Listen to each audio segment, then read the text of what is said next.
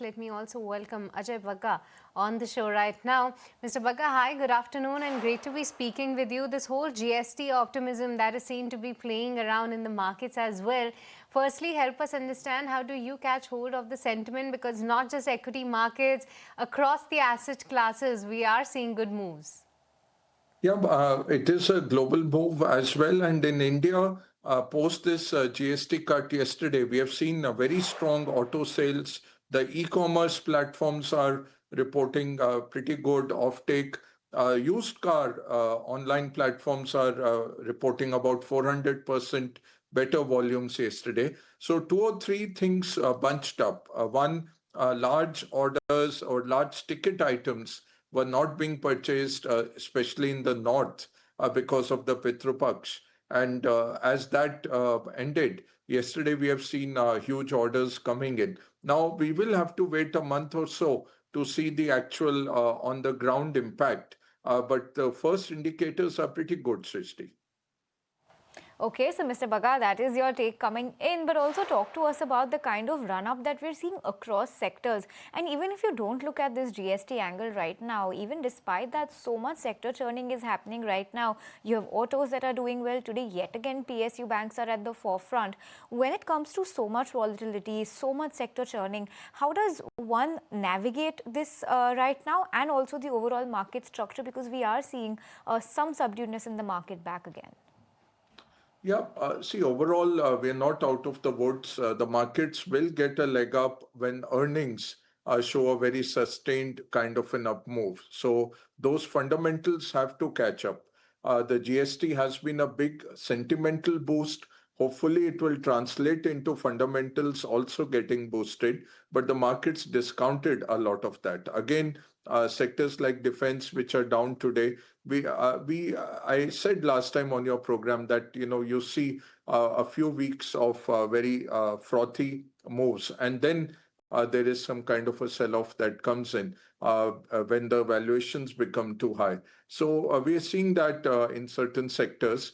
IT, of course, is being buffeted by multiple headwinds, and we had frankly thought that the last quarter could see some traction coming back to IT. Now with this H1B, again, it's not that big an issue in terms of direct impact. The fear is, will US follow through on this with some offshoring taxes, what they're talking about in the Hire Act? I don't think that will come through because that will hurt the US economy itself. But markets will be a little wary in terms of taking positions in IT till there is some clarity on that.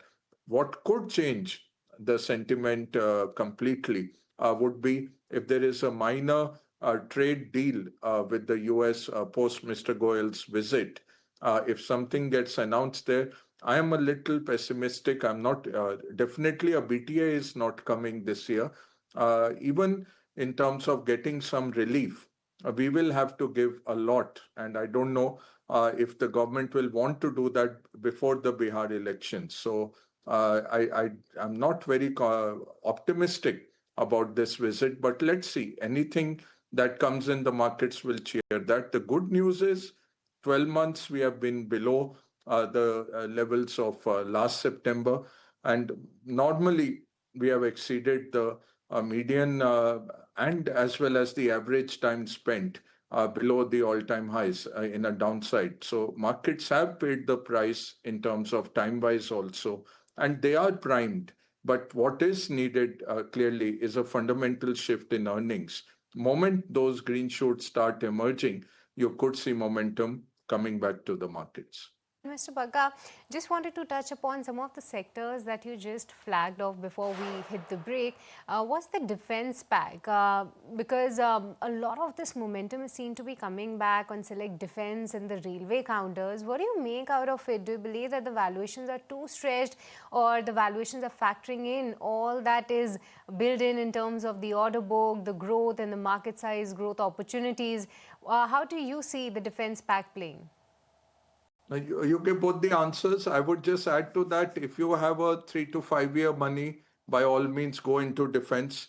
If you are trying to play momentum, then right now it's on a sell basis. and it will come back again. So the story is multi-decades strong.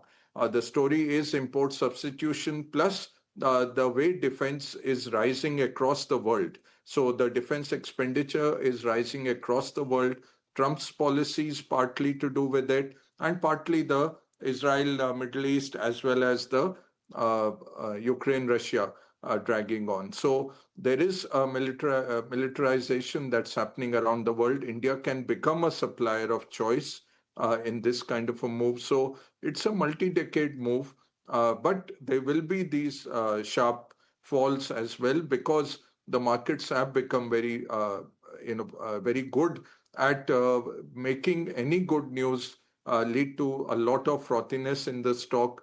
So if you are trading, you have to recognize that. So short term, wait for the momentum to come back and then take positions. But on a 3-5 year basis, you'll do very well, even at these starting points. Normally, people say very high PEs will be difficult to make money.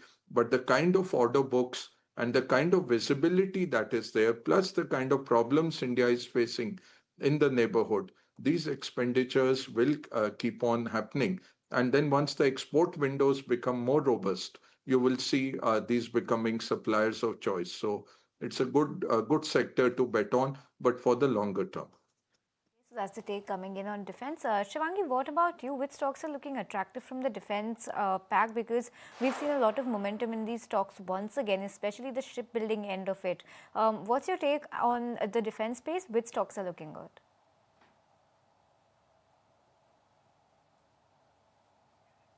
Shivangi, you'll have to unmute yourself, please.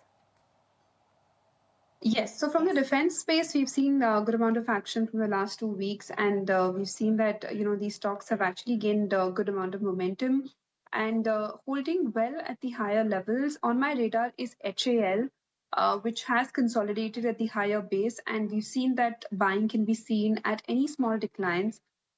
Today itself, 4750 was an important level that it bounced back from. So good amount of retracement is also seen at these stocks. This becomes a very good level to enter after the cool off that we've seen. So looking at HAL for the next target of 5,000 levels, and it would be little positional, and with a support of 4,700 levels. Right, that's the take coming in on select defense counters. Let's watch out for that. But what's interesting to see, or rather a bit surprising, is actually Trent, because that stock is one of the top losers on Nifty 50. And given the whole consumption theme that has been playing around, more income in the hands of the people, how they are going to save, this retailer is getting hammered with respect to the stock price movement. Kunal, but what is your take specifically on the charts? Because reason I ask this, because in the last 7-8 months or so, I see this, the stock has already taken support at that 4,900 odd level, and this time as well seem to be retesting that. But this time, do you believe that the stock can correct even more? It can correct more, but there should be a bounce back before it goes into a further sell-off. Because today at 4,900 levels, the RSIs and many of the other momentum indicators, they are extremely oversold. Look at it this way also, the markets have gone through a process of a bounce. So in that sense, you'll see many of the stocks which are on the verge of a breakdown or a retest of the previous supports, even they could get a fillip or a bounce before they move into the next leg of correction for themselves.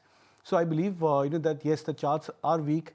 The more interesting part for Trent is the lack of participation the stock had seen right throughout this last 1,000 to 1,500 point rally for the Nifty, and that I believe is the most differentiating nature for the stock price, because in the previous trends for the stock, when the markets used to move up higher, Trent was among the best performers. So I think in that sense, yes, the stock is going through its own phase of correction, but purely on the short term charts, I was looking at the intraday indicators also.